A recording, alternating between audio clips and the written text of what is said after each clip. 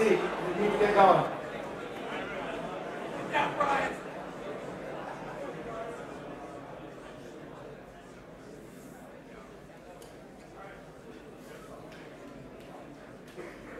All right, we'll start with that for the announcements.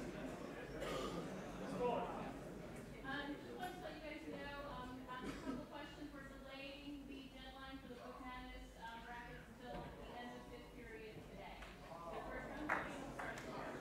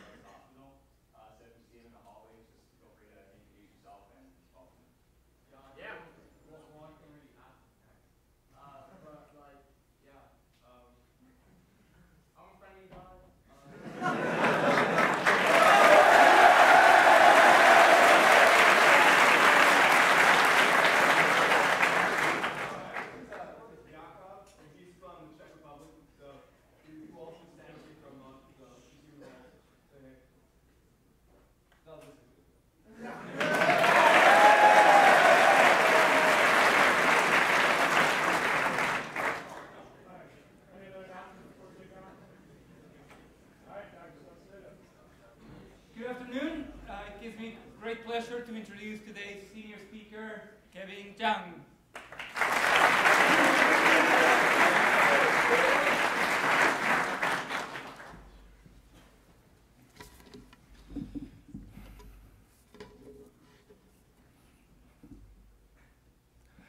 I think you need anger management classes. As much as I don't want to admit it, I heard that a lot growing up.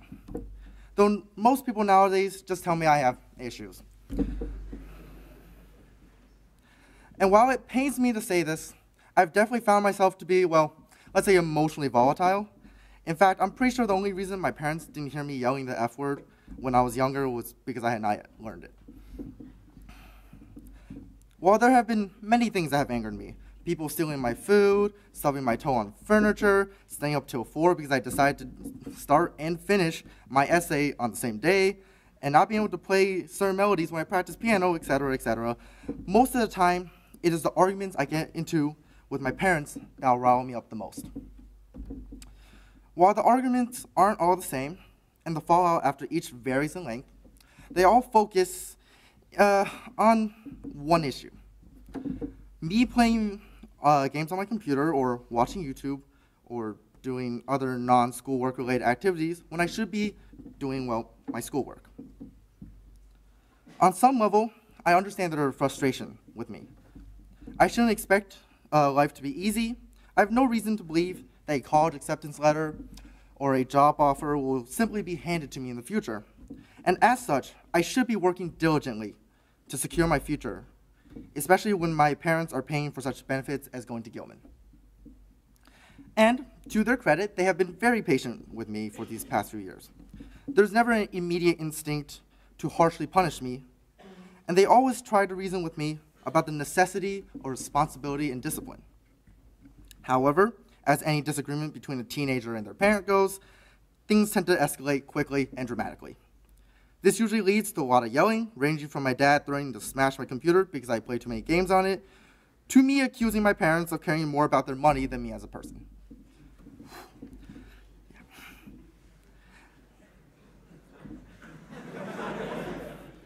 All right. Eventually, I get so upset and angry that I usually go a little crazy trying to vent my anger. Sometimes going outside and yelling profanity so loud it wakes up my neighbors. Other times, grabbing the nearest object and throwing it at a wall, hoping to break something. And sometimes just crying while sitting at my computer. As you can tell, I have a tight rein on my emotions.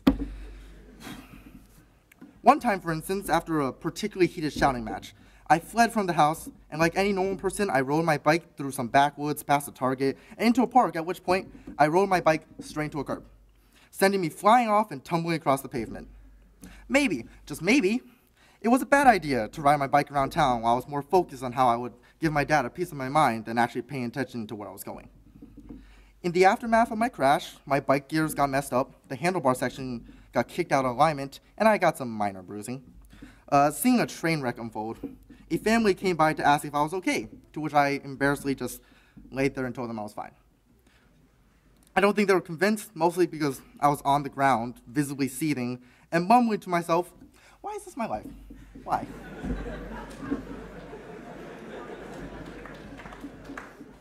Most embarrassingly, because I had messed up the bikes so horribly, I couldn't even salvage my pride and wheel it home. No, I had to call my dad to pick me up. Remembering that 30 minutes ago, I just called him a horrible father and a terrible human being. When I returned home, I retreated into my room out of both embarrassment and spite. Eventually, my mom came upstairs, and we had a talk about my relationship with them. My mom was surprisingly forgiving of me, especially since I indiscriminately attacked both her and my dad, and made accusations that, with a year of hindsight, might have been overly harsh. She said that when she was a teenager, her relationship with her parents was incredibly similar to mine, and said I suffered the same problems she once did. I cared too much about what others thought of me, while being too arrogant to admit when I'm wrong. As I understand it now, I always think I'm right, and am too concerned with making sure everyone else thinks I'm right as well. And while that attitude is acceptable in a household filled with people who love me, in the real world, where first impressions are key, my behavior isn't something most people would tolerate. Before leaving, my mom told me this: bad things will happen and disagreements are natural, but if you are always looking for someone else to blame, you'll never be happy yourself. I'll end on a story to explain this point. Let me tell you about the time I became the water polo manager. Now, I'll be the first to admit, I'm garbage at polo. A dead possum could probably score more points per game than I did. But I stuck with it, and I did enjoy the interscholastic seasons. Come junior year, I was still a JV member, but I thought, that's fine, that just means I'm a guaranteed starter. No. Not only was I not a starter, I was third string, which really meant I spent the entire game dry. And that made me livid. Now, was I a good swimmer? No, I was probably the second or third slowest member. Well, was I a good shot? Not even when I was literally alone and shooting at an empty goal. Did I have great game awareness? I once lost the ball because I was facing the wrong direction. Did I practice hard outside the normal 2 hours a day to improve? Nope. So, was there any good reason for Coach Vaughn to put me in? Absolutely not. But I was a junior on a JV team, so clearly Coach was the dumb one for putting an actual player in instead of Kevin, the human anchor.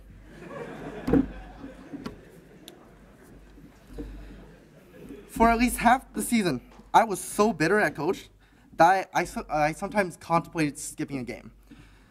After all, I thought it didn't make a difference whether I showed up or not. I didn't realize just how petty I was being until I had to help out another guy who had similar gripes with Coach Vaughn. In my attempts to reason with him and calm him down, I looked at my own anger towards Coach and realized how petty and stupid I had acted. I finally realized that, hey, maybe you aren't being played because you haven't visibly improved since freshman year, and you have not made any effort to do so.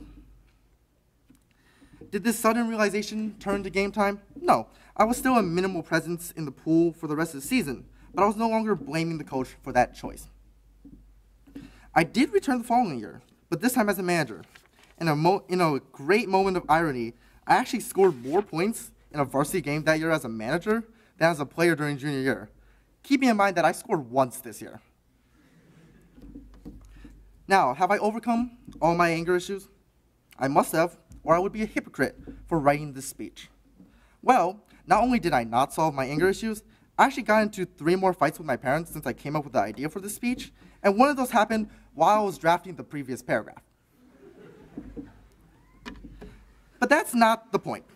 I'm not writing the speech to preach about the sin of wrath. I'm just here to demonstrate the detrimental effects anger has had on me. I'm still working on controlling my emotions and to not always lash out at people who are just trying to do what is best for me. You know, the great thinker Confucius, because of course I'm using a Confucius quote here, once said, "Life is really simple, but we insist on making it complicated." Not only has my anger complicated my relationships with others, but I doubt constant anger has had a beneficial effect on my own physical and mental well-being. My mom's right. Being angry all the time is no way to live. I can unequivocally declare, backed by 18 whole years of being alive, that life should be spent laughing with your friends and at yourself. Thank you.